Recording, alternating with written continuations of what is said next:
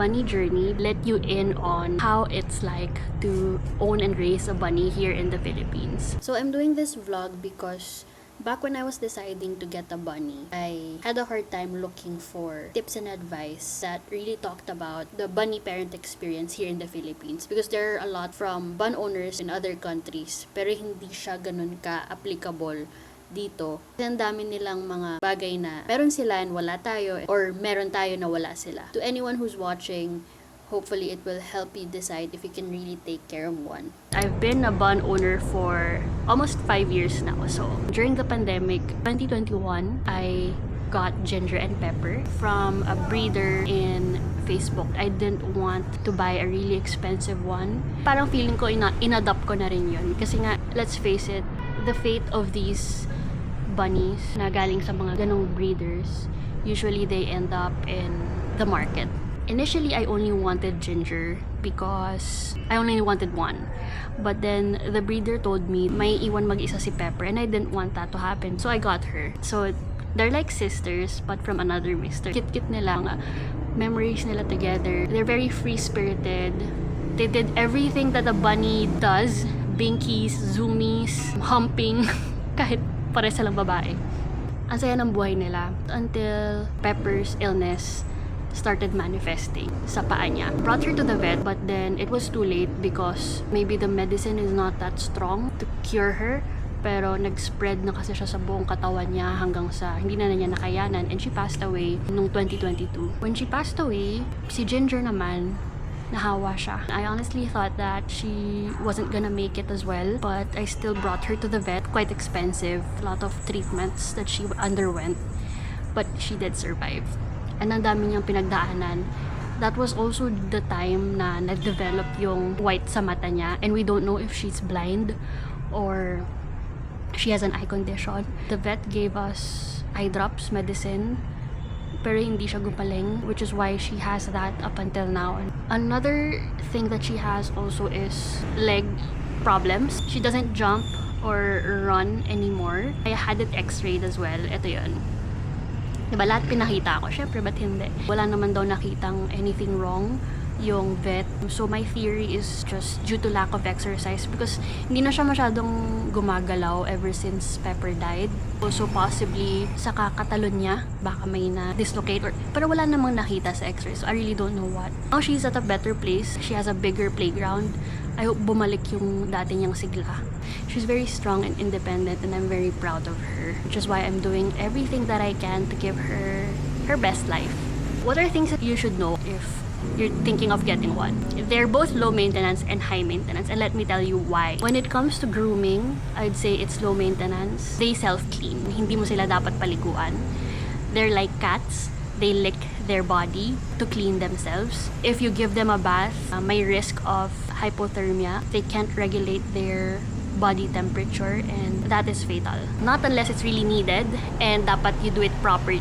Cut their nails. Syempre, humahaba din yan. At saka, nagsished sila. At least for my breed, just comb them. And you're good to go. Ang ingay ng bell. So, in the Philippines, there are also no regular vaccines, check-ups. But what makes it high maintenance is when they get sick. They're considered as exotic animals. That's one thing that I found challenging before when they got sick. Looking for someone who specializes on it. And of course, be financially ready kung magkaroon man ng ganong instance, which I hope never. When it comes to food and diet, in other countries, what they really eat is hay. But since we're in a tropical country, it's not accessible. What I feed Ginger is Napier grass or anything that's similar to that. That part, it can be challenging, especially kung wala kayong masyadong ganun sa inyo. That should be readily available at all times. Other than that, I feed Ginger pellets twice a day. So that depends on their weight, kung gaano kadami. And of course, only water. One common misconception is that carrots are good for them. Diba sa bug bunny, yun yung kinakain ni Bugs. Ha? Ano nga pangalan niya? Diba yun yung kinakain ni Bugs? It should only be a treat because it's high in glucose. It's bad for their health. As a treat, also, would be banana. They really love that. A lot of foods are toxic, so please make sure to do your research before feeding them. And plants. So, one plant that we have here that's toxic is actually Dieffenbachia, but di naman niya pinapansin. But make sure na hindi niya kakainin kasi mahilig silang mangmat-ngat ng mga bagay-bagay. Let's talk about environment and enrichment. Exploring, sniffing is good stimulation for them. Nabasa ko, the fact that they're sniffing, moving, that's already exercise. What makes them stressed? Car rides, tsaka pag hinahawakan sila. As much as possible, I try not to hold or bring them anywhere kasi nasa-stress sila unless kailangan. Nagpagawa ko ng Heidi house before sa friend ko who has a woodworking business inspired by Pinterest. Alam mo yung feeling mo architect ka. Drawing ka. In-sketch ko pa yan tapos inayos-ayos ko pa how I want it to look like. Ano yung ergonomic sa kanila. Dalawa actually yung pinagawa ko. Hay feeder and Heidi house. This was a really nice project kasi na-maximize ng rabbits ko pero only for a few months. I don't know if months or at least a year. Kasi nababasa din siya. So pag nagbabasa siya, syempre natutuyo, magkaka-molds, magkakaanay, ganyan-ganyan. Eventually, I had to dispose it because, of course, it's not good for anyone's health. But it was good while it lasted. Also, I gave them a lot of toys. Hindi naman mahal yan. Sa Shopee, Lazada, suki na ako dyan. Tsaka depende din yan sa gusto nila actually. Hindi lahat magugustuhan nila. To conclude, they're not starter pets. As you've heard from my stories, they live long. So it's a commitment. Para kang may jowa. Kasi you take care of them eh.